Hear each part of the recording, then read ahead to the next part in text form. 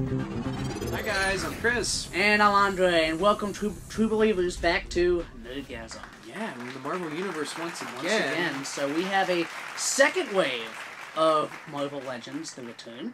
So soon. I know, like quick. maybe a month later we have a whole new batch of figures out.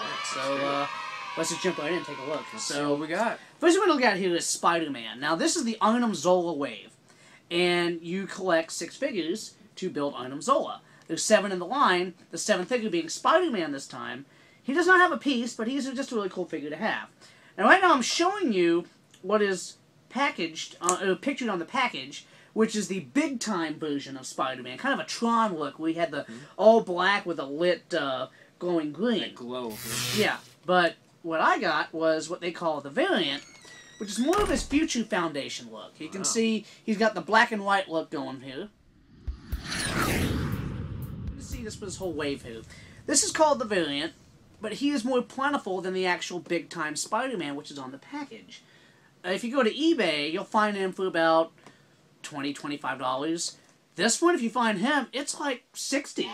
So it's hard to find what's actually pictured. And this wave, we're going to go into more detail on this, is just out of control when it comes to variants. Yeah. I understand if you chase a few variants here and there, but this is just nuts. So we're going to get to that in just a minute here, but let's look at the other figures first. But here we have Spider-Man. Okay. So now to get to the other figures in this wave. So first thing we have is the Bucky Captain America. Now what I like about this figure and all the other figures in this line is I think they watched the last episode. Did they listen to our suggestions? Because we had some problems with Steve Rogers that he had 2 pistols, no holsters. Nowhere to put them. At all times, he had to hold his guns. Yeah. Or you lose them. Yeah. Not the case this time. Everybody has something to hold their knives, or their guns, or their shields, or whatever. There is something on their belts. Like, he's got a knife, fits very nicely in the belt. He's got a holster right here, but I just kind of put the gun in his hand. Mm-hmm. And he's got the shield, and it does go in the hole in the back, just like Steve Rogers, and he can wear it like a backpack, just like Captain America does. Is that the same shield mold as well? It's the exact same shield, yes. Take a look at that.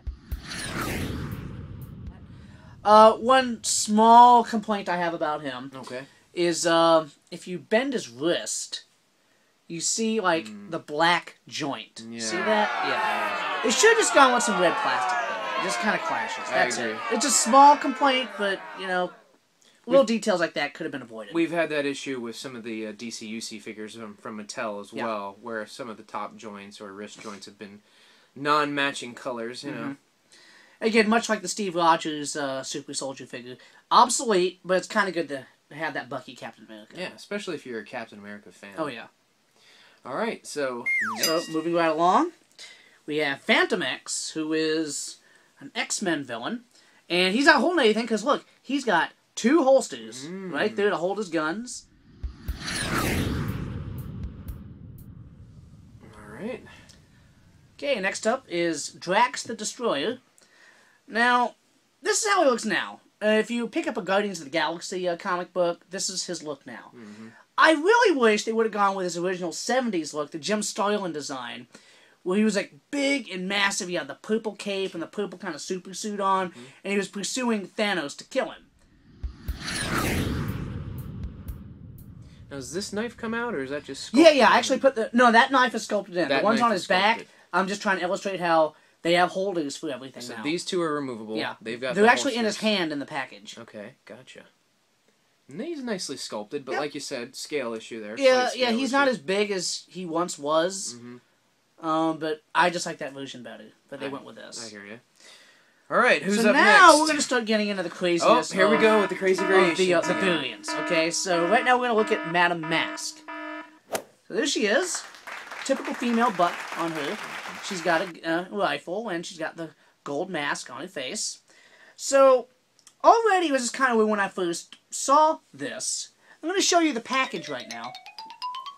As you see, it's not packaged as Madame Mask. You see a picture of her and Madame Hydra, and on the back, there's nobody's name. It just says Marvel's Madames. Marvel's Madames. So I'm already thinking, is there going to be another wave of these or something, and they're just going to reuse boxes? But no, they actually do have a Madame Hydra out there, as well as a Madame Mask. So already that's a completely different figure for a variant. And normal retail on these at certain retail locations are different, right? Yeah, I'm finding them at Target for $14.99, and Toys R Us for some reason has the $19.99 price range. I mean, that's a considerable markup, so that's why I've been kind of waiting to get to Target before I buy these figures, because it's not a buck or two, that's like $5. I know. That's a lot. Right? Another very strange thing about this one, too, is she has the torso for Arnim Zola, but if you find Madame Hydra, she actually has a variant torso, where instead of Arnim Zola's face, it's a red skull face in his chest. So that's another significant thing that they did with this one as far as variants go. So not only is it a completely different figure, they're calling it a variant, but she comes with a different Build-A-Fig piece. There's a different Build-A-Fig piece, so it changes your Arnim Zola too. Again, she's got a good sculpt, though, and again, like you were saying, she's got a holster for her gun. With that extra gun. She's got this gun here. Yep. Very nice. And great articulation. And she's into scale and, you know, looks good with the other. A good female buck they used for that one. But this one... Alright, this one's a little bit... The scale is kind of off on this one. Now, I really love this guy because, you know, I love the Secret Wars. Yep. And the Wrecking Crew was a big part of Secret Wars, but here we have Thunderball, and he is massive. He was I mean, I understand these are big dudes, Asgardian, and he's got a big old, you know, ball and chain he's got to weld, but he's just freaking huge. He looks like he was outsourced to another company. Yeah, like, I mean... we need somebody else to make this guy. And compared to Captain America, it's just like, wow. And it's not just the scale, it's the sculpt. Like, his arms look too big, out of proportion here. His thighs are too big, where this guy's more proportioned, more sleek looking, but... This guy's just too chunky. They just kind of went nuts with him. And he's got this loose belt that I don't quite understand. It doesn't come off. But it's just kind of there. I don't know. But another thing about this one is, just like the Madam Mask and the Madam Hydra, they did the same thing with him. So, I found Thunderball, and as you can see on the packaging, it's just like that. They have two of them. They have Thunderball and Piledriver. And on the back... you can even see, there is no mention of their names. It just says, Marvel's Wrecking Crew. So it's going to be the same So yeah, they're part of the Wrecking Crew, and I've actually seen, on eBay for the same price, the Piledriver figure, which I haven't found yet, but eventually I will, because I gotta get all those dudes. Yeah. But he actually comes with a ball and chain also, even though only Thunderball had one. I don't understand why he needs one too. Reusing the same weapon. I mean, I think it's the same sculpt, because he's massive too, just like him. They just have a different head and different paint job, and it makes you a whole new figure. Well, let's take a close-up look at him as well. Alright, so, kind of the weak link, and I noticed something here that Andre missed out on. Some articulated toe action. Toe articulation. I really don't know what... I mean, I've seen those in the past, but not lately. I mean, it's been kind of a forgotten... articulation, but I guess they're trying to bring it back with some of these guys. And none of these other figures in Wave 1 or the previous ones from this wave have that so far. But, moving on.